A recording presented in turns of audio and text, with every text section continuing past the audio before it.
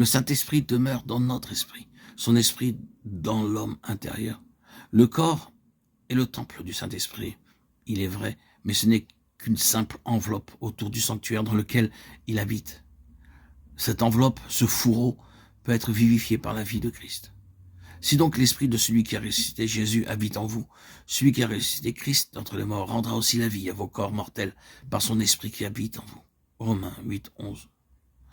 Il nous faut connaître à un très haut degré cette vie divine, vivifiant nos corps, afin que nous soyons capables de soutenir la lutte actuelle. Nos forces naturelles sombreraient, c'est pourquoi Dieu vivifie nos corps mortels, pour nous permettre d'endurer ce que ni la chair ni le sang ne pourraient supporter sans mourir. Une des tentations dans la guerre spirituelle est la fatigue corporelle. On est souvent tenté de se dire « il faut que je m'arrête », au lieu de se confier au Dieu qui ressuscite les morts, qui peut vivifier le corps mortel, pour qu'il puisse endurer et triompher dans et à travers toutes les luttes. Dieu prépare en ce moment des âmes auxquelles il enseigne le sens profond de la croix du calvaire. Rappelez-vous, confiez-vous et comptez sur la puissance de son esprit dans l'homme intérieur, Éphésiens 3,16. C'est-à-dire que le Saint-Esprit demeure dans votre esprit pour le fortifier puissamment. Esprit, âme et corps, et pour accomplir toute la volonté divine en vous. Dans Éphésiens 6, Paul nous exhorte à être forts dans le Seigneur et par sa force toute puissante.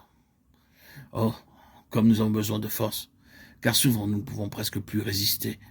Il faut que nous soyons forts. Comment arriverons-nous à être fortifiés en esprit? Paul nous le dit, puissamment fortifiés par le Saint-Esprit dans l'homme intérieur. Éphésiens 3,16. C'est le Saint-Esprit, l'Esprit qui ressuscite à Jésus d'entre les morts, ce même Esprit Saint qui est dans notre esprit, pour nous fortifier puissamment dans l'homme intérieur qui vivifiera aussi nos corps mortels par son Esprit demeurant en nous. Remarquez encore comment Paul parle de l'Esprit comme d'une partie distincte de l'âme et du corps. Dieu que je sers en mon esprit, Romains 1,9. Afin que nous servions Dieu dans un esprit nouveau et non point selon la lettre qui a vieilli, Romains 7,6. Il écrit encore aux Corinthiens qui étaient absents de corps mais présents d'esprit, 1 Corinthiens 5,3. Vous et mon esprit étant assemblés avec la puissance de notre Seigneur Jésus-Christ, 1 Corinthiens 5,4. Ceci nous décrit l'esprit de communion intime avec Dieu et avec les enfants de Dieu dans l'esprit, combattre avec un même esprit, Philippiens 1,27.